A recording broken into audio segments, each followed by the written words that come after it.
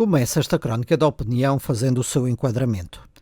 Centra-se na minha experiência vivida desde 2021, quando entrei no mundo da política pelas mãos de um partido, mas como independente e com o sentido de missão de, dentro das minhas capacidades, ajudar o meu concelho a melhorar. Irei abordar assuntos que entendo fundamentais para o Concelho da Calheta e para a ilha. Pretendo que não seja uma crónica exclusivamente política, mas que permita refletir sobre diversos temas, tendo como propósito ser provocadora, fraturante, disruptiva e despertar inquietude sempre que possível. Reflete apenas a minha experiência, as minhas ideias e pensamentos e só a mim me responsabiliza pelo que vou transmitir. Embora me vá centrar sobre a política, pois quer queiramos, quer não, é a política que define muito o nosso dia-a-dia, não pretendo esta crónica ser partidária. Hoje vou falar sobre o tema que dá o nome à crónica, que é a revolta ou motim dos inhames. Os fatos que irei relatar baseiam-se num livro editado pelo município da Calheta, de seu nome, Algumas Notas sobre a Cultura do Inhame em São Jorge, escrito pelo engenheiro Manuel Teixeira Brasil, publicado em 1989. Li este livro pela primeira vez com 12 ou 13 anos, quando o meu pai, pedreiro do município, o recebeu como oferta, já que a Câmara da Calheta publicava algumas obras e oferecia cópias aos seus trabalhadores. Foi um livro que me impressionou devido à investigação histórica feita, aos vários temas apresentados em relação à cultura do inhame e principalmente devido à história violenta deste motim, à coragem e papel desempenhado por alguns intervenientes e de se centrar numa zona do território que faz parte da minha vivência pessoal. Foi ao ler este livro que fiquei a saber que também a Calheta tinha os seus heróis de carne e osso, alguns com nome, outros anónimos e que permanecem muitas vezes esquecidos do seu papel e coragem demonstrada. Vou fazer um resumo deste acontecimento histórico, pois a 30 de dezembro de 2024, RTP Açores transmitiu uma reportagem sobre a revolta dos inhames.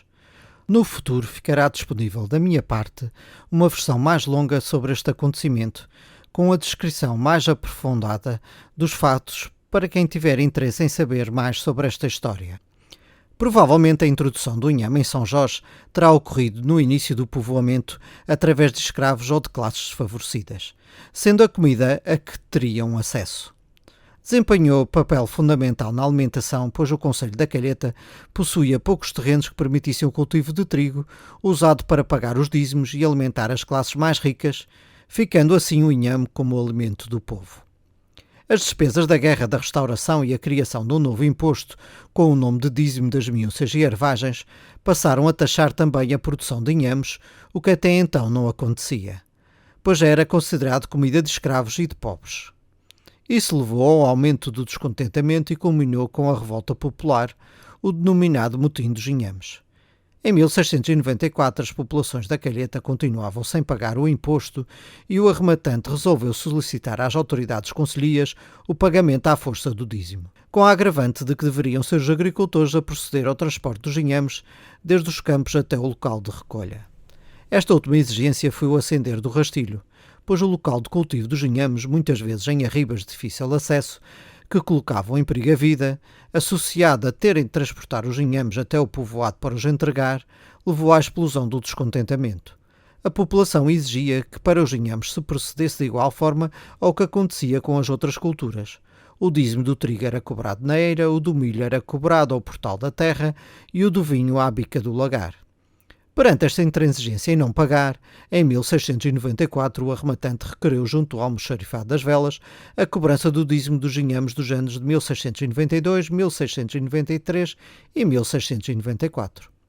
Isso foi considerado como uma intolerável interferência na independência municipal da Calheta e gerou um conflito entre ambos os concelhos, que culminou com o cerco pela população de 40 homens do Almoxarifado das Velas, que perante a revolta popular se refugiaram na igreja de Nossa Senhora das Neves, no Norte Grande.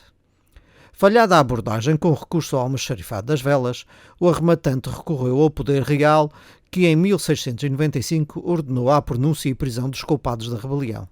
Face à continuada resistência dos calhetenses, o corregedor, acompanhado da força militar formada por 50 soldados enviados da Terceira, iniciou em junho de 1696 uma campanha de prisões e interrogatórios e foram declarados culpados os amotinados e as autoridades da Calheta que os tinham defendido.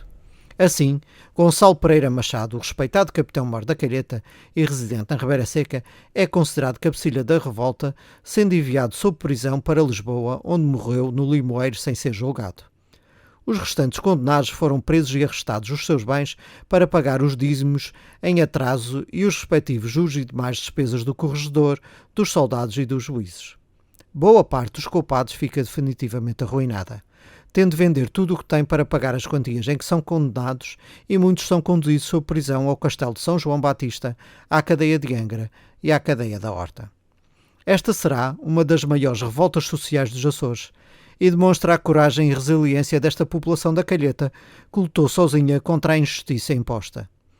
Tudo o que relatei levou ao empobrecimento do concelho, com consequentes imigrações dos habitantes, e representou um retrocesso no desenvolvimento desta terra. Lamento que o município não valorize devidamente este episódio marcante da sua história, o que demonstra que damos pouco valor aos da casa. Esta reflexão leva-me a crer que, tendo em conta a perda de importância e influência deste município ao longo dos tempos, muito por responsabilidade dos calhetenses, e tendo em conta o que tenho observado, talvez seja a altura de abrirmos os olhos. É urgente uma nova revolta dos inhames, com um desfecho diferente do ocorrido no século XVII, permitindo que se consiga restabelecer um equilíbrio na ilha, o que não se verifica nos dias de hoje.